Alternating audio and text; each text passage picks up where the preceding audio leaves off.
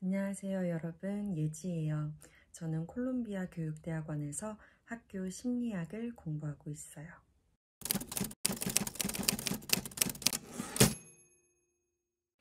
우리가 생각하는 이상적인 삶의 모습이 있죠.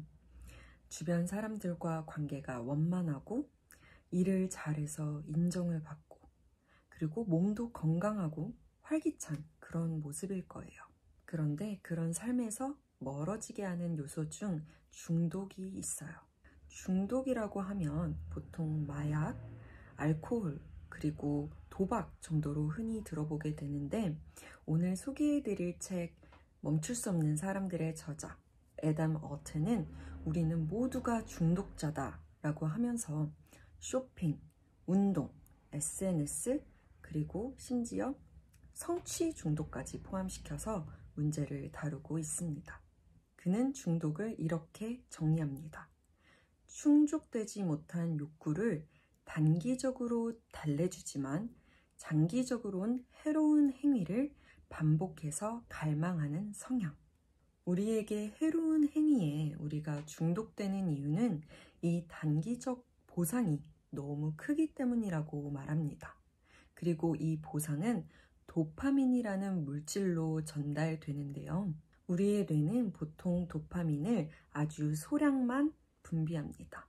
추울 때 장작에 손을 녹이거나 목이 마를 때 물을 마시면 기분이 좋아지죠. 그런데 마약 중독자가 마약을 하거나 게임 중독자가 게임의 새로운 퀘스트를 시작할 때 또는 인스타그램에서 좋아요를 많이 받았을 때 대량의 도파민이 분비됩니다.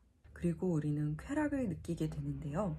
이렇게 엄청난 희열을 느낄 때 우리 뇌는 이것을 억제하기 위해서 자동적으로 분비되던 도파민의 양을 줄여버립니다. 그럼 우리는 평소에 행복을 잘 느끼지 못하는 사람이 되는 것이죠. 그럼 다시 우리에게 쾌락을 주는 행위를 추구하게 되고 우리 뇌는 점점 더 도파민을 적게 분비시킴으로써 중독에 빠지게 됩니다. 내가 중독이 돼 있었던 건 그런 좀 성취, 보람 이런 좋은 의미들보다는 일이 주는 그 자극적임? 거기에 중독이 돼 있던 것 같아서 이게 과연 건강한 열심이었나라는 생각이 좀 들더라고요. 그래서 우리가 잘 중독되는 행위에는 특징이 하나 있는데요. 바로 예측 불가능성입니다. 마이클 질러는 비둘기 3마리를 데리고 실험을 했어요. 배고픈 비둘기가 버튼을 쪼면 모이가 나오게 했죠. 어떤 때는 버튼을 쫄 때마다 모이가 나오게 했고 어떤 때는 드문드문 나오게 했어요. 그리고 일관되게 모이가 나올 때 더 많이 쪼일 거라고 예상했죠.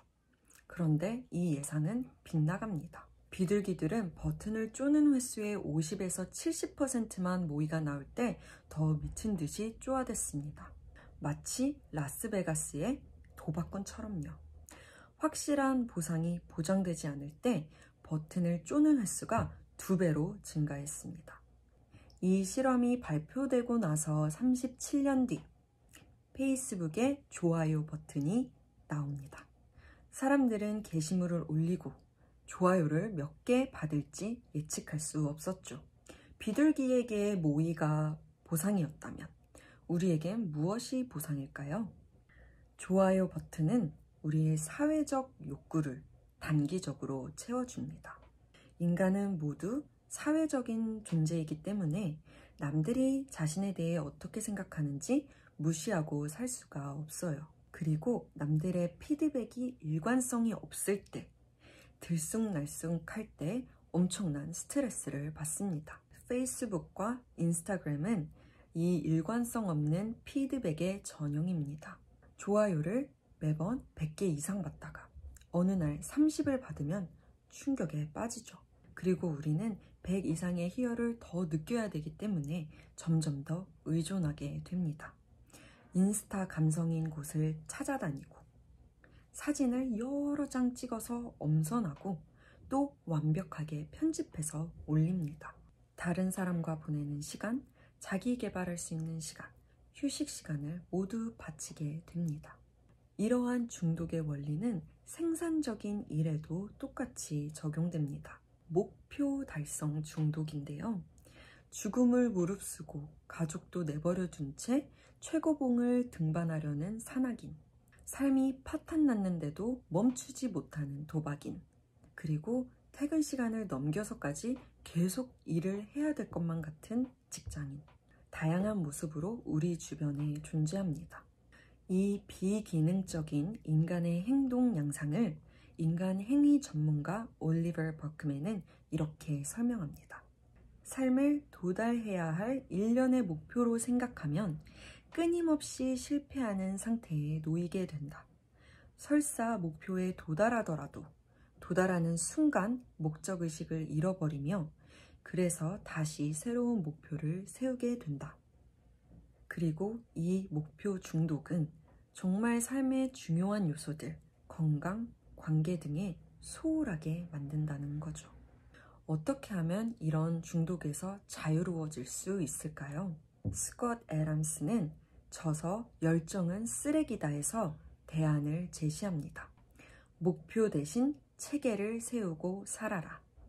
장기적으로 행복을 가져다 줄 무언가를 찾아서 그것을 규칙적으로 하라는 것입니다. 거창한 목표를 세우는 대신 매일매일 할 수 있는 소박한 일을 택하는 거죠. 작가라면 하루에 A4 용지 1장 정도를 쓰는 걸 수도 있고, 건강을 위해 자기 전에 10분 정도 스트레칭을 하는 걸 수도 있고요. 저 같은 경우는 매일 무언가를 읽습니다. 그리고 건강을 위해 매일 요가나 홈트레이닝을 간단하게 합니다. 몇 킬로 빼기 이런 목표는 세우지 않아요. 어렸을 때는 그렇게 다이어트도 여러 번 해봤는데 스트레스는 많이 받고 장기적으로 봤을 때 큰 유익은 없더라고요. 그때마다 아버지께서 다이어트는 평생 하는 거다 라고 얘기를 하셨는데 그 말이 이렇게 과학적인 근거가 있을 줄은 몰랐습니다. 삶을 길게 볼 줄 알면 마음에 여유가 생기고 나의 몸과 마음 또 주변 사람들을 돌아볼 마음이 생기는 것 같아요. 많은 현대인들의 목표는 특정한 액수의 돈 모으기일 것 같아요. 그리고 여기엔 사회적 비교 원리가 적용이 되는데요. 남의 성취와 나의 성취를 비교하면서 계속해서 목표를 업그레이드 하는 것이죠. 그런데 문제는 아무리 벌어도 나보다 더 잘 버는 사람이 있다는 것입니다.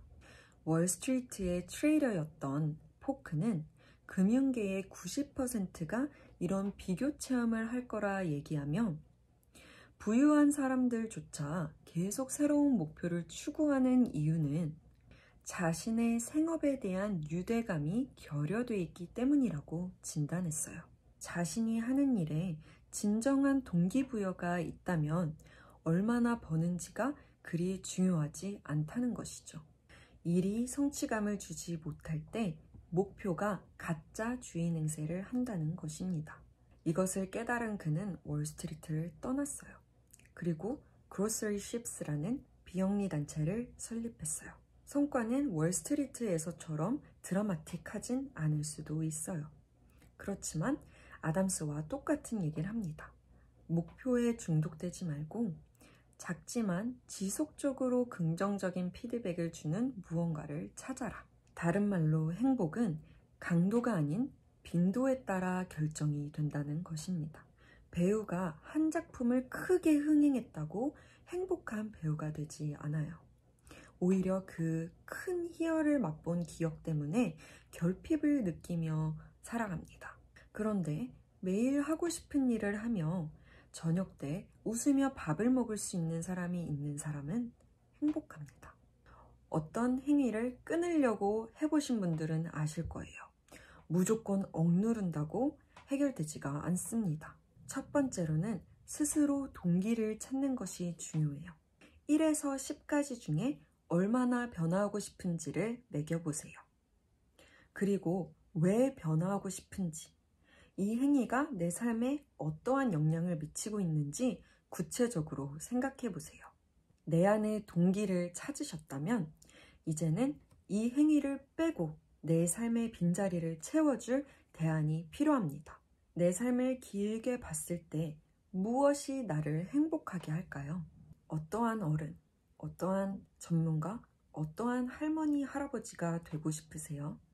그리고 그런 삶을 살기 위해 지금부터 매일 무엇을 할 수 있을까요? 여기서 절대 거창한 목표를 세우시면 안 돼요. 정말 사소한 매일매일 할 수 있는 일들을 찾아보세요. 그리고 천천히 그러나 확실하게 이 길로 걸어가세요.